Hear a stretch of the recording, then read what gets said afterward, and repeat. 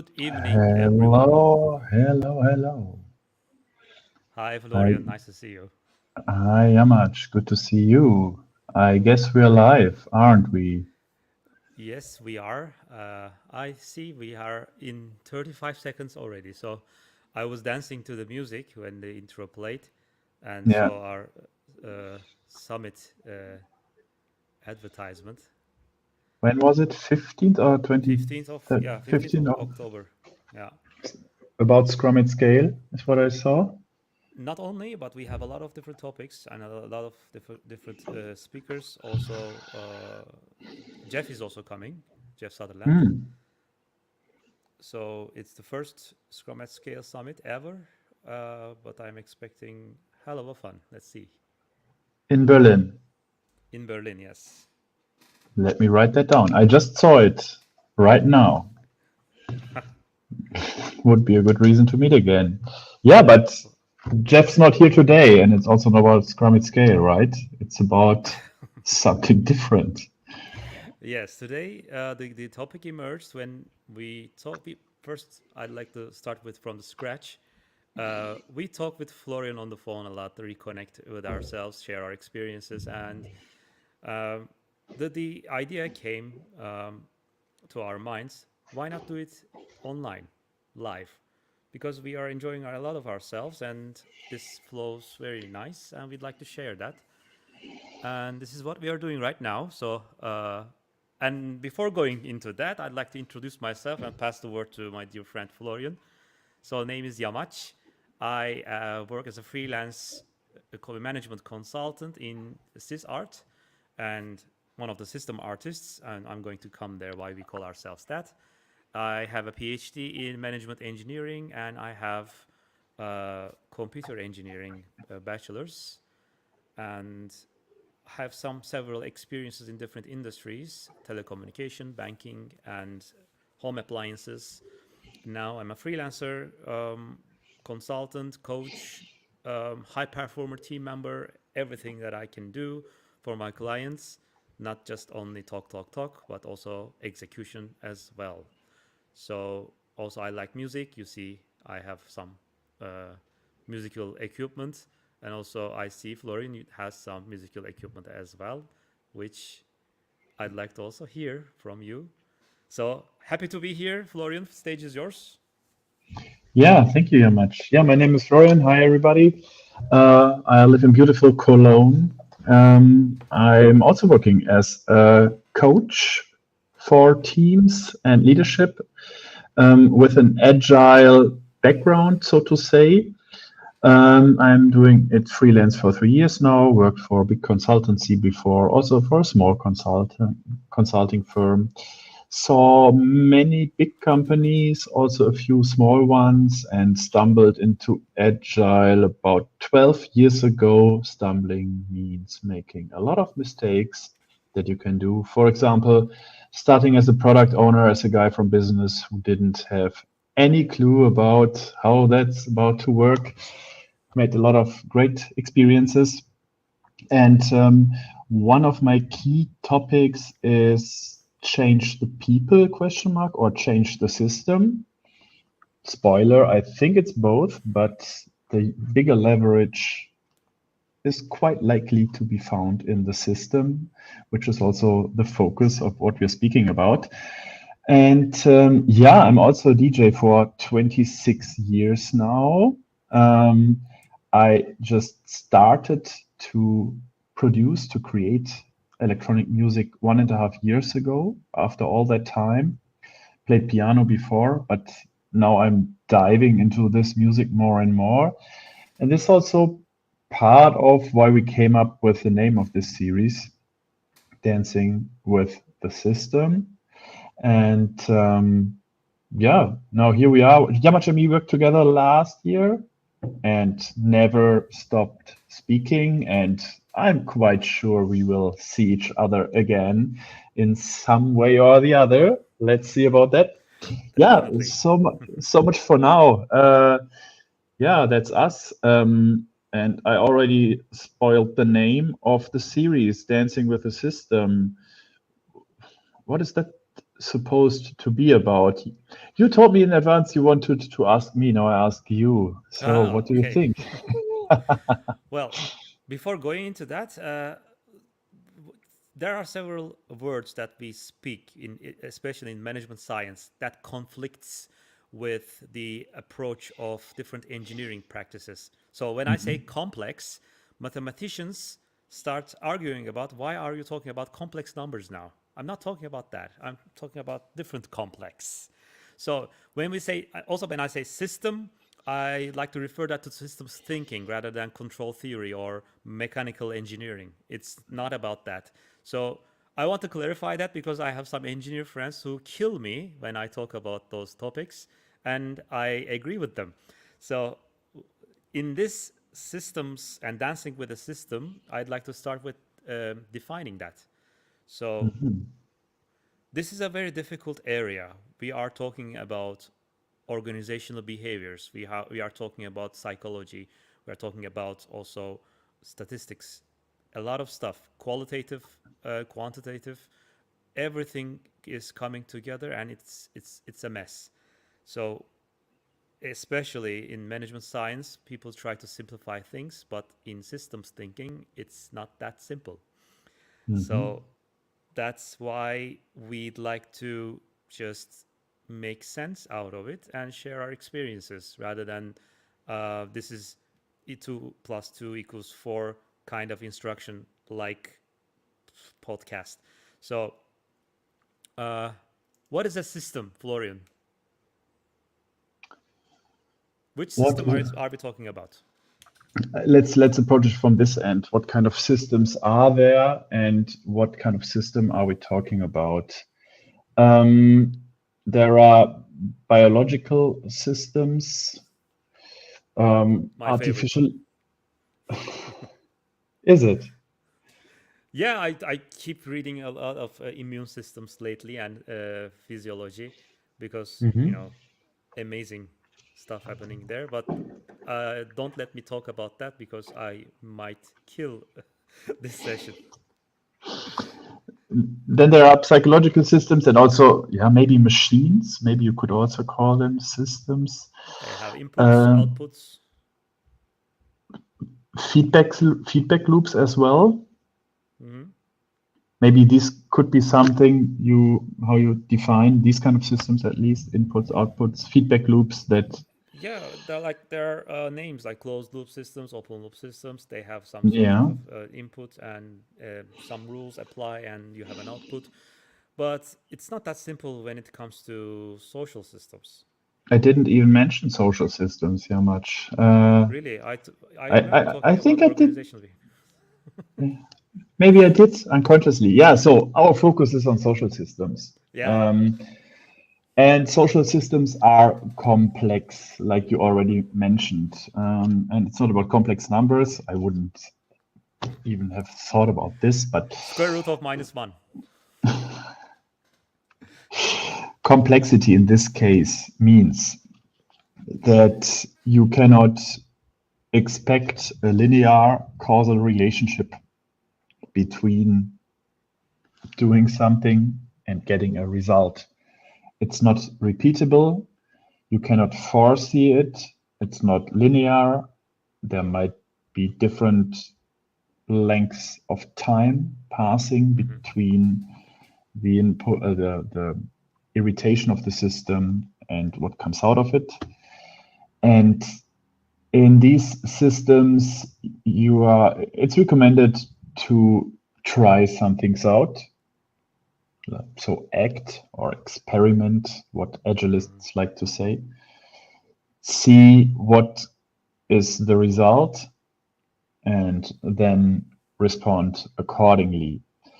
And this complex area, which is defined in the Cynefin framework, for example, or in the Hmm. Stacy matrix, is different from complicated systems. For example, the machines we were talking about. There you have a linear causal relationship that is repeatable. And also you can deconstruct these systems like a car or a watch, deconstruct them put them back together and they will live again. They will, or no, not a living thing, but they will work again. And you cannot do that to organisms or social systems. You can deconstruct a team, pull it apart, kick people out, whatever. Bring them back together, but it will not be the same. It will be different because the experience that have been made by the system will stay with the system. Therefore, it's different from before. And that's the biggest difference. That's how you could differentiate complicated and complex systems. Any additional thoughts on that? Yeah, let me boil your brain with an exact example. Can you tell me how much percentage will will you gain by, like, how much percentage of motivation of the employees will increase when you change a performance evaluation system, or No, your I onboarding cannot tell. policies? I could tell potential clients that need to know if they force me to lie. No, I wouldn't do that. Some people want to know that actually, and Mm-hmm. that's where it's not that funny, unfortunately, because you mentioned high performing teams. I've also worked with and for high performing teams, and yes, you can increase performance of teams. How much you cannot tell. You also cannot compare it between teams. Still, incentives. How did you call it? Performance Like, management, or what did you? no. The reason I mentioned about that is that we approach an organization with as an organization system. So there are some rules that make people change their behaviors towards any direction, which we cannot foresee. Some Mhm. people act toxic, some people act motivated, some people are happy, some people are not. And that is the result of that, whatever the system does. So when you heat the water, it boils at 100 degrees, right? But you cannot say, if I increase the incentives or if I align people's thoughts more on their, you know, the project, whichever the project they're working on, with their personal careers or something. Like, I'm trying to touch intrinsic and extrinsic motivation here, but idea behind is that it's you cannot say anything until you tried it, but Yeah, you yeah, can apply for some experiences, such as if you use or if you misuse a weird framework like OKRs, people might not get a lot of motivation out of it. Like, come to work yes, every day at 9. This is your target now. But why? I don't know. I don't care. I come to work every day. yeah. I keep O- myself busy. OKR means objectives and key results, by the way. I hate it, And but let's talk something else. same here. Let's not dive into it. Yeah, you have to act in systems. You have to act context specific. You have to see what's there and not only apply one framework one on one as a standard, like a Spotify model or SAFe or OKRs. And there are many more, but see what's there. What do the people need, or what is a keyword hypothesis? What you Hmm. assume that people might need. Yeah, based on what you sense and what the culture is like. There's, for example, a means of cultural analysis. In German, it's verkettete Gespräche. In English, I'm not sure. It's a chain of talks. Can you The say it again? verkettete Gespräche. Yamaç, maybe we might even make it a German lesson here. Can Uh, verkettete Gespräche? Too long for me to repeat it like a parrot, Oh, so I okay. need to. Yamaç can only curse in German. So, That is true. you get in a series of talks with different people, from an organization or team, depending on the scale of change you're aiming for.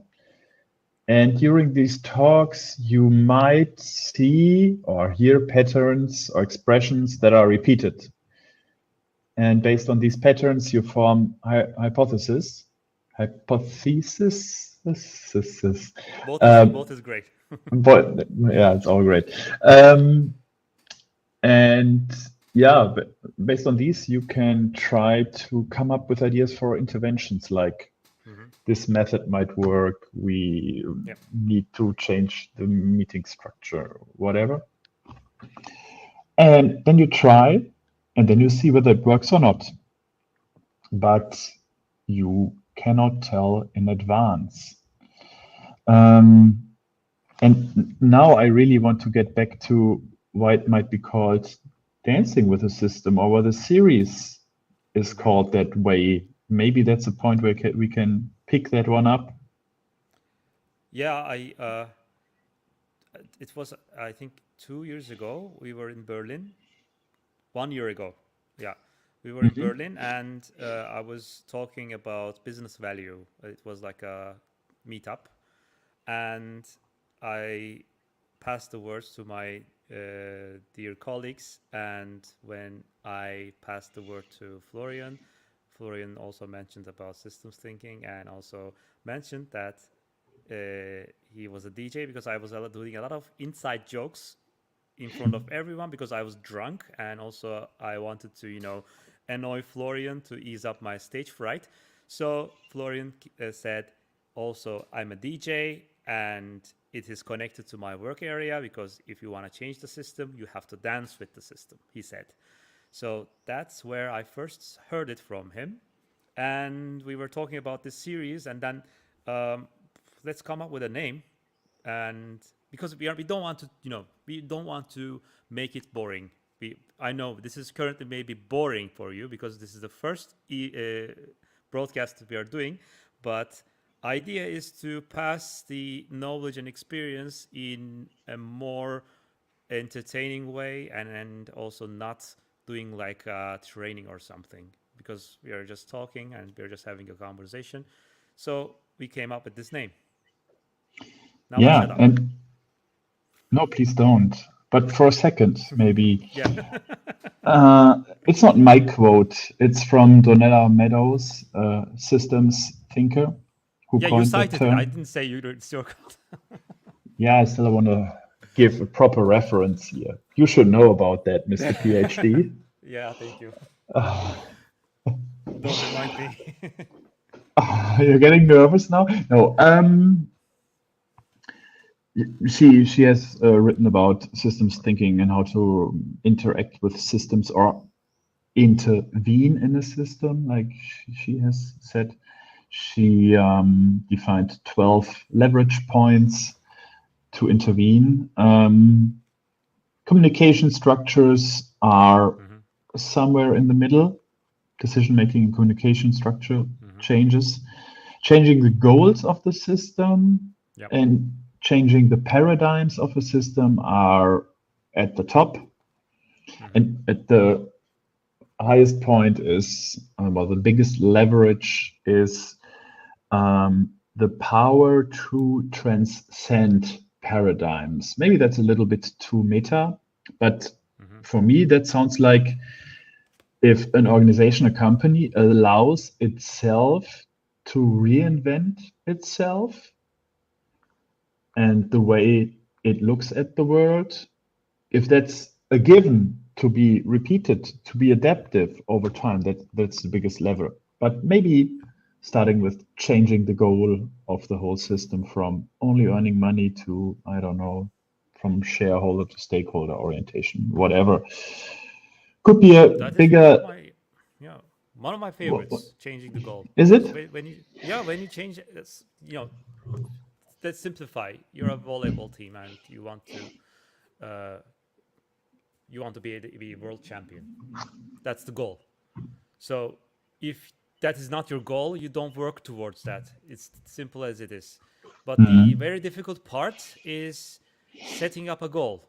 if you are a sports team, it's very easy. You can say, I want to be a champion in this season by this date. You can say that. Mhm. But if you are working on a complex project or a product development, setting up goals is so tricky. I experienced a lot of misbehavior engaging goals. Mhm. So maybe we don't talk in very detail, but we can also set up additional topic for this one.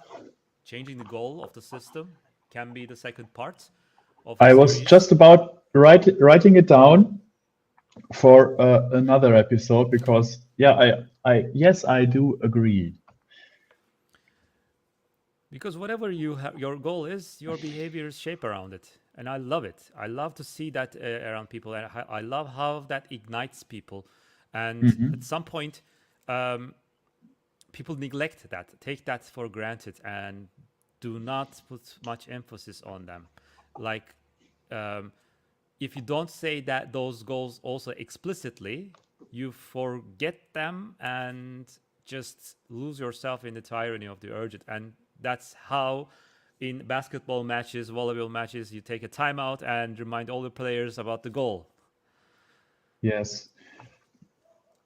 And not a yes and, but a yes but. We allow ourselves to have this discussion culture. If you define a goal and also incentivize to reaching that Mm-hmm. goal, Yeah. there will always be something dropping off left and right that you do not aim for. If Mm-hmm. we now assume that you've tried to follow the goal or that employees of an organization try to go for that goal because it's incentivized and incentives are a huge lever also Mm-hmm. in companies. And very often we have goals and incentives opposite to it. For example, yeah, we want to have more teamwork, but you have individual incentives, then people will follow the Weird. incentives. Yeah, but that still happens. And then you might not aim for other things that are not part of the goal. And that also brings with it some dangers. So I would put incentives in addition to this topic, and it One of my screams research even more. topics one of my research topics in when I was studying PhD in human resources management, I don't like to call that, but let's say human department. But I did a literature survey, like surveyed around 200 papers, like 7 years ago. We didn't have ChatGPT back then. I did a manual work. I didn't. I hate that, but the output was like 85% of the papers was saying um, pay for performance, and people are saying the money is not that important, and I want to say no, it is important. It is the foundation of everything, and that is how the entire global system works. But I don't want to go there. I just wanted to um, remind uh, not remind, I wanted to recall one of my conversations with a CTO several years ago, which he told me that the IT team was not creative enough. I want to have a creative, more innovative IT team, IT department. Immediately, I asked about the goals, and what I found out: number of projects completed in a year was their goals. So who wants to be creative in that system? Yeah. Very, very simple. If you go behind those smells, and you can immediately find those weird activity based bad behavior promoting, um, I almost cursed. Florian, stop me. But in English, not in German. I won't. I'm waiting for it. Well, not today, maybe in the next following series. Yeah, once we've That's established ourselves, we can go crazy. Yeah. but that's a very good topic that, yeah, ignites Yeah. me a lot. Yeah. When you talked about this creativity thing, it comes to mind that, yeah, this CTO might say, I want more creative people, but the rules of the company and or incentives, so rules are even something different now than incentives, Mhm. but still have might put a strong force on behavior of people. Mm-hmm. And if you want to have creative people, but you have strong rules or boundaries that aim for a different direction, you tell them what to do. Like, for example, you want to buy a new mouse, whatever, you need to fill out 5 forms, and maybe even the CTO has to say, yes, I allow for this to be spent money on. And you design communication patterns, rules that don't allow for people to be fully responsible adult beings, as all of us are in our lives. But when we come into our organizations and companies, we are oftentimes treated as little children again. Sadly, yes. And a theory that is related to that is theory X and theory Y Very wide. from Douglas McGregor. And it says there are 2 kinds of people. The X people are lazy, need to be motivated and punished and forced to do their work, in a nutshell, roughly. And the Y people are the ones who want to work, who want to have a fulfilled life, who are driven, who are interested in the world, in their work, who want to achieve things. And it just so happens that if you ask people themselves, are you a Y or an X person? Or nearly all people say, and there are studies about that, so it's empirically valid. Mm-hmm.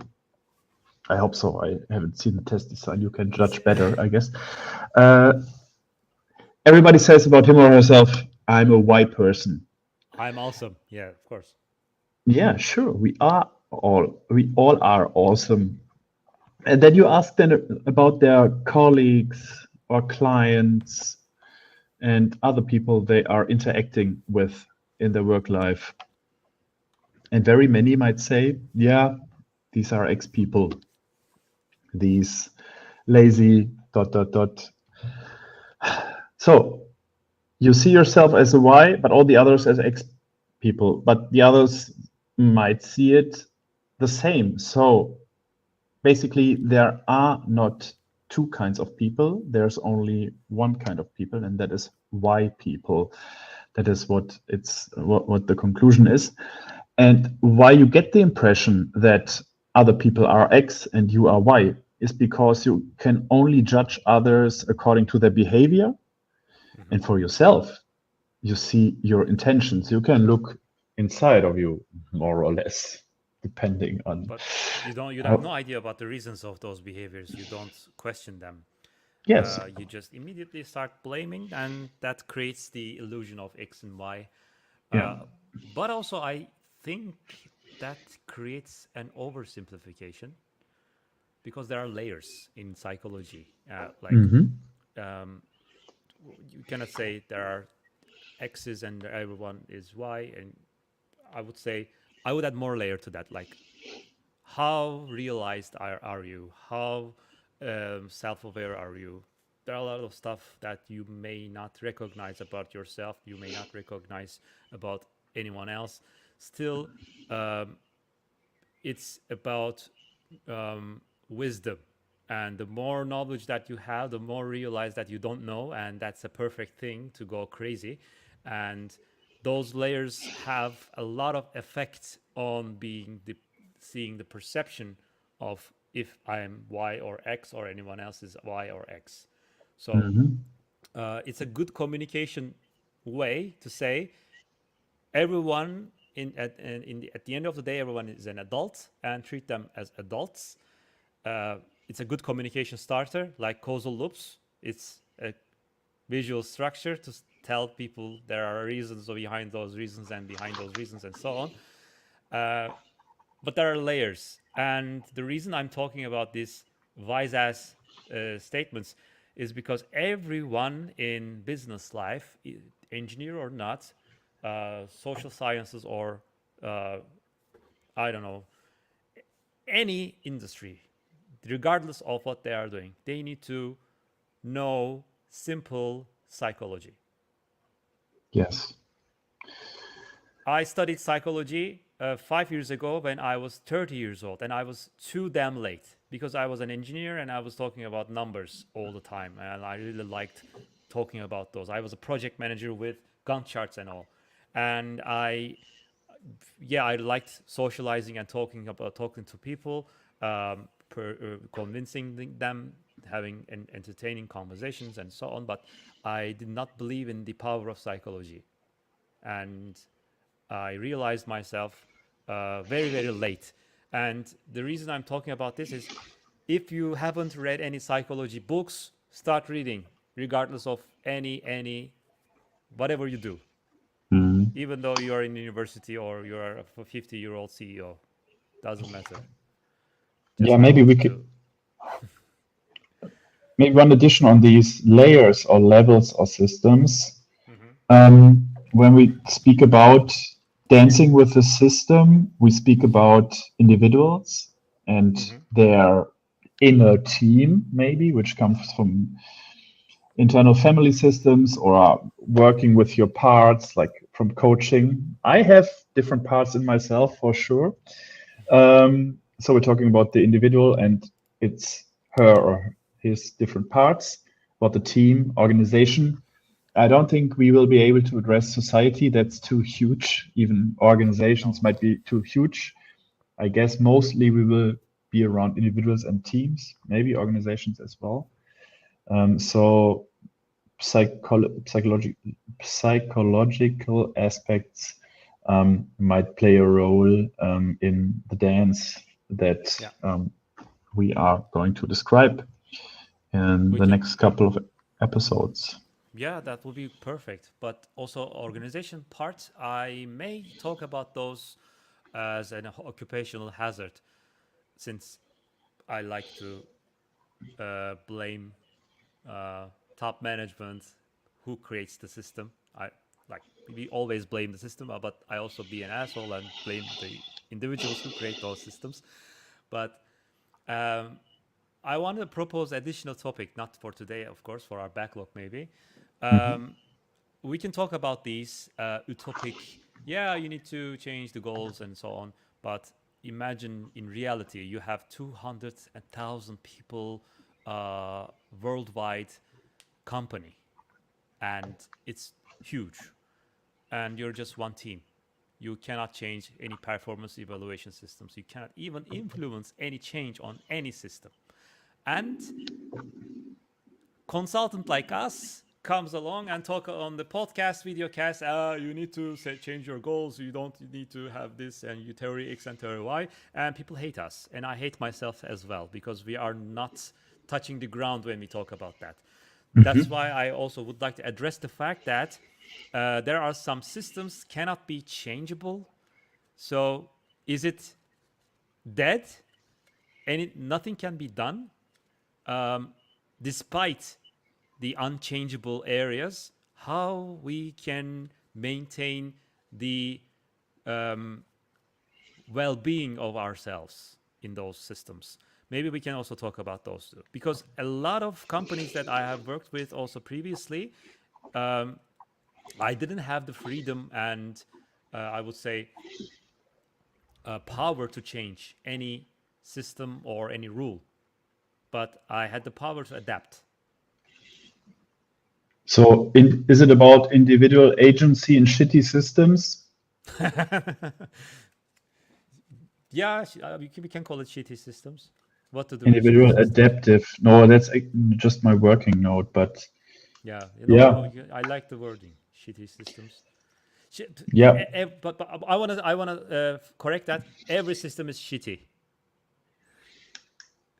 There are less shitty and more shitty. I wanna clarify that because we need to accept the fact that those are not perfect, and be at peace with ourselves when we say good enough, because when we talk about Yeah. when we say good enough, people will get traumatized. Especially, I also have an engineer side and also want to have 100% covering everything kind of rule set, which is not possible in a social system.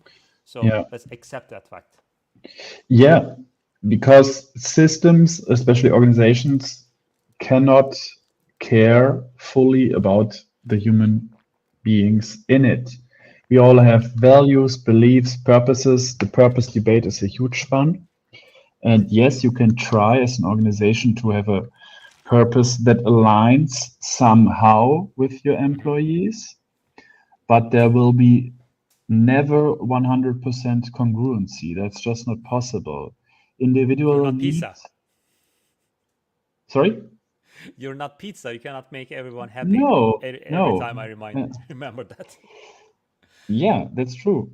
So individual needs cannot be completely fulfilled in such systems, Yeah, and therefore they are somehow shitty. That's a little bit harshly expressed, but but true. yeah, we want to keep it easy here.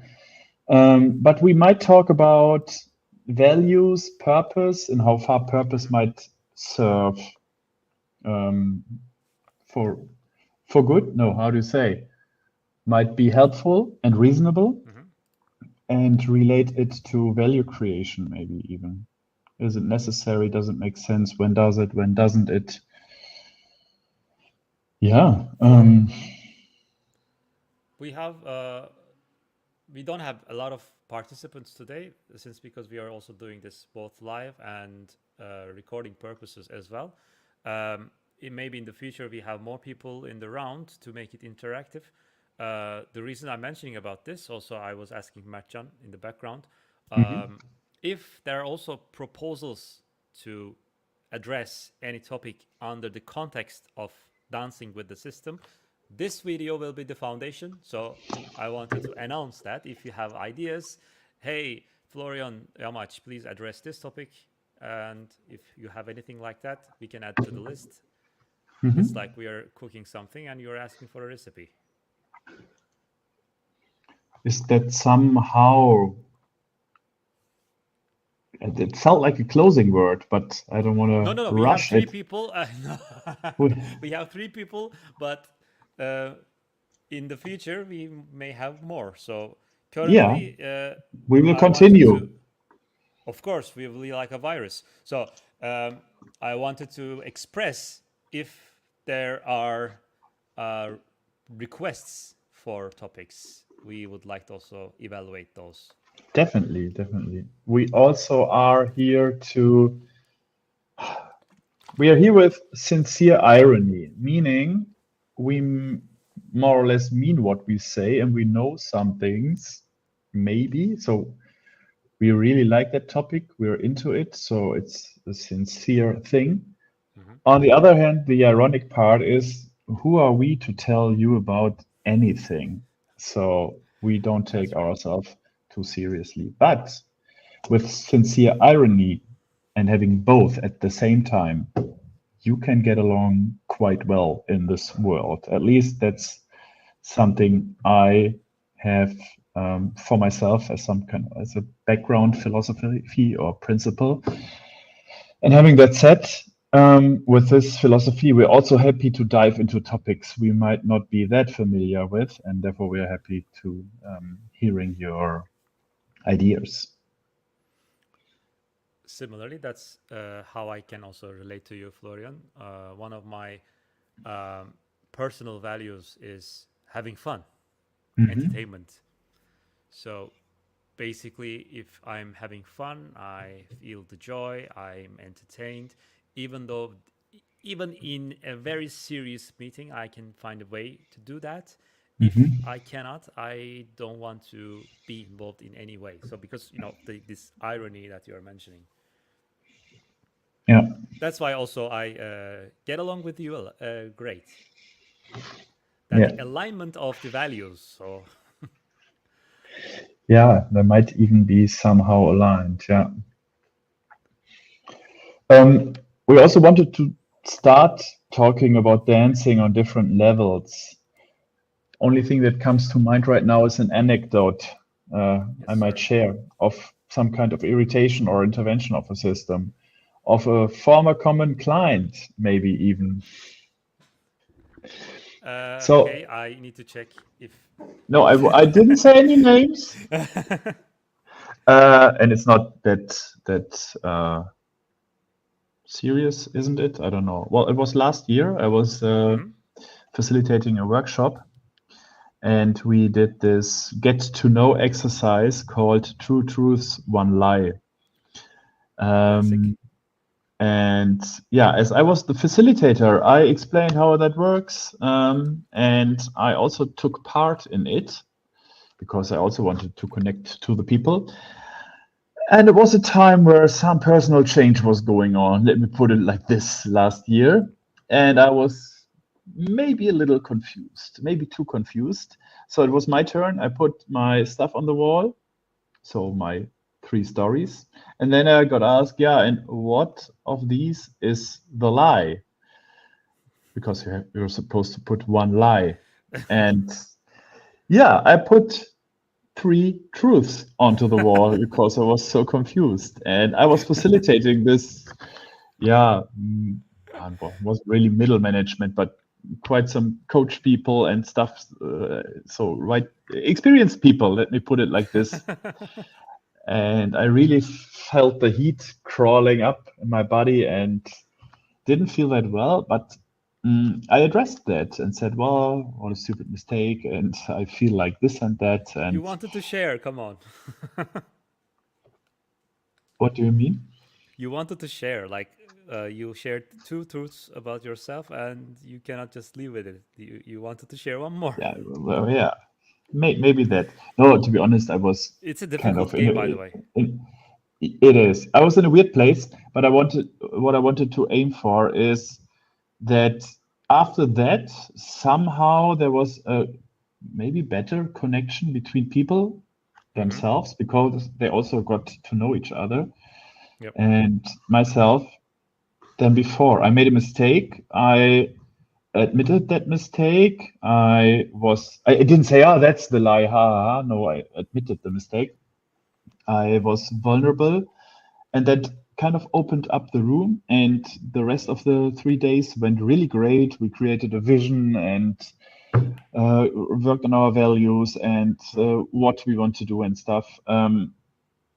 So I irritated the system in a way that wasn't planned. And making a mistake is supposed to be not that good, even though it wasn't a bad mistake, but still it had a good result. And the one who I helped with the workshop, who asked me whether I could help, and she said, you made that up on purpose. I said, no. And by the way, if I had made that up, that would not have worked, I guess. So you cannot know what kind of dance, what kind of intervention with the system you do and what the result will be. And yeah, that's an anecdote that will stay with me for sure. Yeah, what I also took away from that story is to be natural. Don't be like social awkward, like, hey, now listen to me. Like, I'm talking about my values now, aligned with your values, right? Don't do South Park silence triggering weird social awkward remarks. Be yourself, natural. That's how you trigger the system. Like, as you mentioned, if you have planned that, maybe it will work. So that will be, I would say, my takeaway. Yeah, be congruent, be authentic, be courageous. That's also an agile value or a scrum value, like we did here today.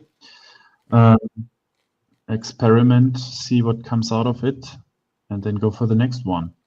Yeah. How many topics do we have now? Endless, but more or less goals, individual agency 2, value purposes is 3, causal loops I wrote down, maybe that's a 4th. Oh, nice. And also we could maybe talk about Levine, work the system or work the people. He said the function of behavior change consists of personality and context is both, but there might be a way in which whatever. That's so five-ish, 1, 2, 3, 4, 5. Nice. But there are even more. Awesome. Well, Florian, I would say this has been very good to connect with you. Likewise. To be frank, this is the conversation that we do uh, once a few weeks, and we wanted to share with everyone with a little bit goofiness. Normally, we do curse more, but Yeah. since it is live, And and I currently even I'm a little bit embarrassed about it. Maybe I go crazy in the following series, uh, be more less controlled. So thanks everyone for being with us, Florian. And thank you, do everybody. you also Thank you have very any much. pleasure? Then see you next month. We say a month, right? Monthly basis. Did we say so? Now we said so, Now, more okay. or less. Let's see you next month then. Take care, guys. Bye, everyone.